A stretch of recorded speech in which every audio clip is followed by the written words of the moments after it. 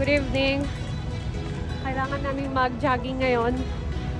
Actually, nakapag-dalawang ikot na ako kasi para lumakas yung cardiovascular system natin.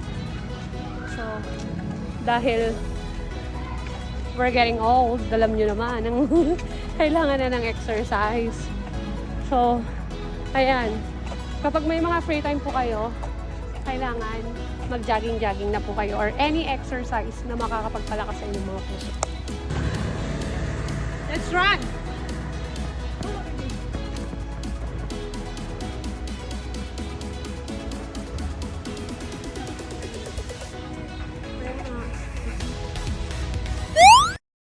It's Loida Series Official.